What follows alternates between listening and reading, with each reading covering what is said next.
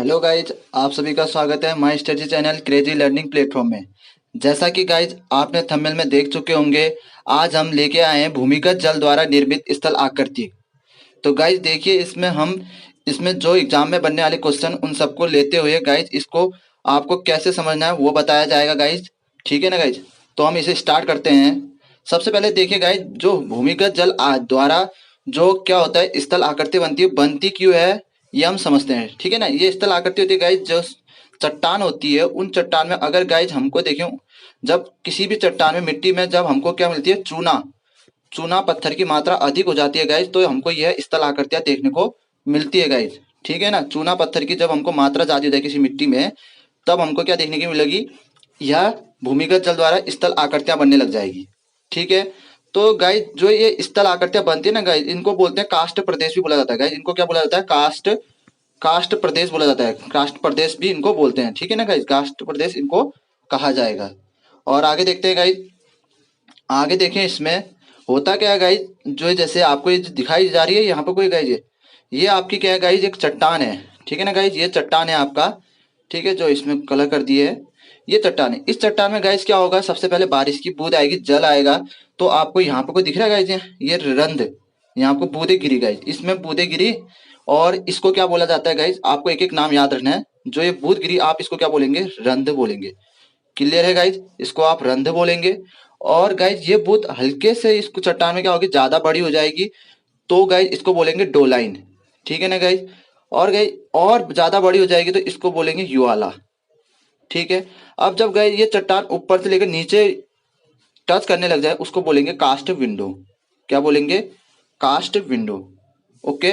और जब गाइज यही जो चट्टान होती है, थोड़ा सा मतलब क्या होता है, नीचे किनारे से टूटने जैसी लग जाती है, उसको बोलते हैं पोलजे। ठीक है ना गाइज? किनारे पोल से क्या होने, टूटने लग जाए, पोलजे बोलेंगे। और गाइज आगे जाकर ये चट्टान क्या हो जाती है, टूट जाती है और नीचे पहुंच जाती है, तो गाइज उसको बोलेंगे टेरा रोसा। क्या बोलेंगे उस गाइज को? टेरा रोसा। ठीक है गाइज? ये दिख रहा है आपको कि ये चट्टान सुई आगे मिल चुकी है, इसको बोलेंगे टेरा रोसा। ठीक है ना गाइज? ये टेरा रोसा हो गया यहाँ पे को। और देखिए गाइज, ये तो हो गया आपको इनके नाम। ठीक है ना? अब आपको ये नाम भी याद रखने हैं गाइज, ये आपसे सीधे से पूछ लेंगे कि भूमिगत जल द्वारा निर्मित आकृति में कौन सा नहीं आता, ये शब्द जो आपको हैं, ये कौन सी आकृति नहीं बनती। तो आपसे कौन सी आकृति बनती है, कौन सी आकृति नहीं बनती, वो पूछेगा। तो आपको पता होना चाहिए गाइज, रंध्र बनती है, डोलाइन बनती है गाइज। अब रंध्र मतलब जो छेद हुए शुरू में, वो छोटे छोटे रंध्र के रूप में हुए। क्लियर है? रंध्र बड़े हो गए, डोलाइन करते, उसको हिला दिया, डोला दिया, तो रंध्र थोड़ा बड़ा हो गया गाइज, डोला दिया, बड़ा हो गया डोलाइन। अब उसको भी गाइज यू की आकृति, गाइज यू वाला है तो नाम ऐसे याद रहे, यू आकृति और बड़ी हो जाए तो यू आला बोल देंगे गाइज, उसको क्या बोल देंगे, यू आला। ठीक है ना गाइज? ये यू आकृति दिख रही है ना, ये यू आला होगी।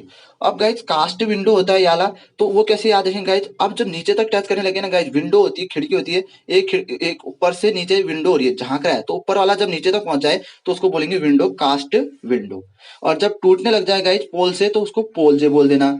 और जो टेरा रोसा, इसका जो टेरा रोसा नीचे तक टैर गया, और उसको बोलेंगे टेरा रोसा। आपको नाम याद करने के लिए गाइज ट्रिक दी जा रही है कि छोटे छेदों को रंध्र बोलेंगे, हिला दिया रंध्रों को तो डोला डोला दिया तो डोलाइन बन गया, ज्यादा बड़ा हो गया। फिर उसके यू आकृति की ज्यादा होगी तो यू वाला बोल देंगे गाइज। फिर एक विंडो जैसी बन गई, खिड़की बन गई, टच हो गई नीचे तक, उसको कास्ट विंडो बोलते हो। और किनारे में गाइज जो पोल है तो पोलजे बोल देंगे, और वो नीचे तक टेरा गई तो उसको टेरा रोसा बोलेंगे। क्लियर है गाइज इतना? फिर गाइज होता क्या है, जब बारिश की बूंद आती है, एक तो यहाँ आपके वो पड़ी, और एक बारिश की बूंद गाइज यहाँ से भी आएगी, ऊपर से और नीचे से। ठीक है ना? इस जगह में बूंद यहाँ आई और नीचे पड़ी गाइज, इसको बोलेंगे गाइज टूफे। क्या बोलेंगे गाइज? टूफे। ठीक है ना गाइज? अब ये बूंद क्या होती है गाइज, एक मधुमक्खी की छत्ते जैसी दिखेगी और आगे को बढ़ते जाएगी। ठीक है? आगे को बढ़ते जाएगी और ये बूंद और बड़ी हो जाएगी गाइज, इसको बोलेंगे स्टेलेक्टाइट। ठीक है? स्टेलेक्टाइट। स्टेलेक्टाइट इसको बोलेंगे गाइज, ऊपर वाले को।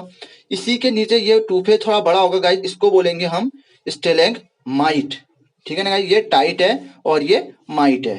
क्लियर रहेगा? अब गाइज ये क्या होगा, और बूथ थोड़ा और बड़ी होगी और इसकी बूथ भी और बड़ी होगी, तो ये दोनों को एक दूसरे को टच करने लग जाएंगे। टच करने लग जाएंगे तो इसको बोलते हैं गाइज कंदरा स्तंभ। क्या बोला जाता है?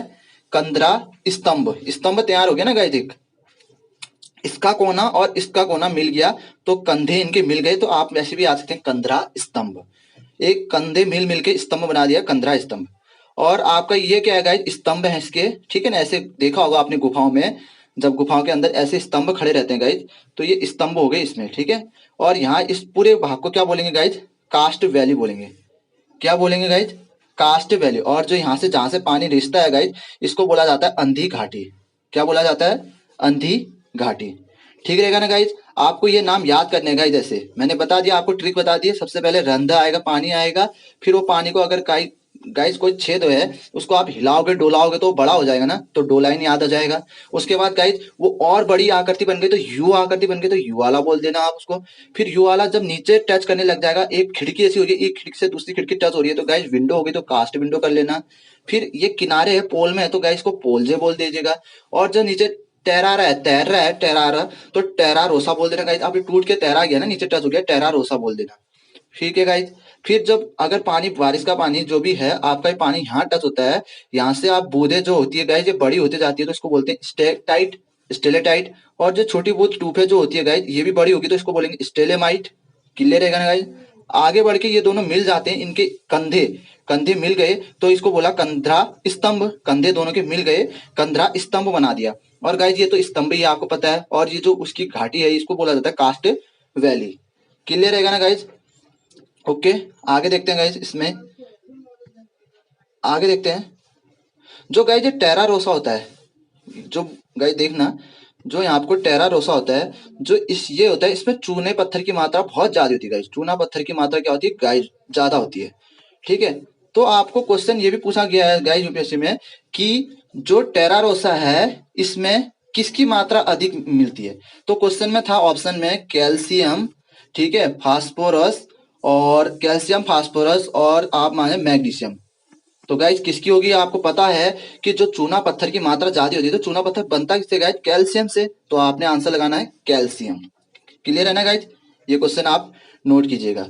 और गाइज यहाँ देखिए, जो टेरा रोसा आता है, ये पहले इसमें चूना पत्थर की मात्रा अधिक होती है। और इसमें गाइज कॉफी, कॉफी की खेती जो बहुत अच्छी होती है गाइज, इसमें कॉफी। ठीक है ना गाइज। तो कॉफी की बात करें, और यह पहले कहा ब्राजील में गाइज, ब्राजील है गाइज, वहां ये कॉफी की फसल ज्यादा होती है, इसमें टेरा रोसा की उससे। ठीक है। क्लियर रहेगा ना गाइज।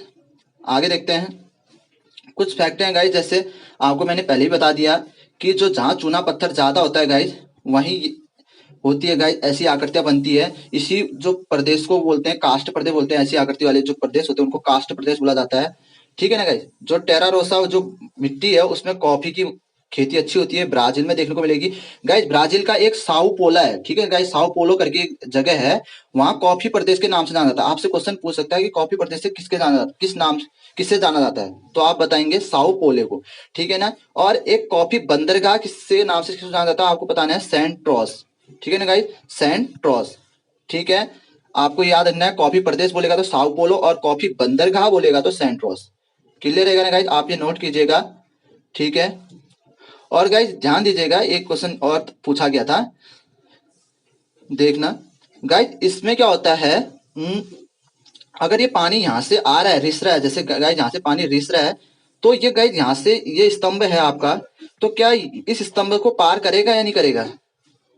तो गाइज जो यहाँ से पानी आता है, इस स्तंभ को पार करता है गाइज। ये खाली आपने देखा होगा गुफाओं में, जैसे आपने देखे होंगे जो नदी में पुल बने रहते हैं गाइज, उससे भी पानी रिसता तो है ना, तो यहाँ ही इकट्ठा नहीं रहता गाइज, ये रिस के यहाँ पार को जाता है। क्लियर रहेगा ना गाइज। ठीक है। और इस रिस के कारण जो गाइज जो पानी आता है ना, ये क्या करता है, निक्षेपित करता है, क्या करता है गाइज, चूना पत्थर, चूना बढ़ते बढ़ते गाइज ये आकृतियां बन जाती है। ठीक है ना। ओके। तो गाइज आपको ये समझ में आया होगा, जो स्थल आकृति, आपको इसके नाम याद रखने हैं, किस नाम को क्या बोला गया, आपसे पूछ देगा कि यह, पूछ देगा गाइज आपसे कि भूमिगत जल द्वारा बनने वाली स्थल आकृति में कौन सी नहीं है। तो आपको पता है कि रंध्र, स्थल आकृति, भूमिगत जल से, डोलाइन, युवाला, सब गाइज ये क्या है ना, आपकी स्थल आकृतियां जो जल से बनती है, भूमिगत जल से। ठीक है ना गाइज। सो गाइज यहीं पर कोई वीडियो को अब समाप्त करते हैं। ठीक है ना गाइज।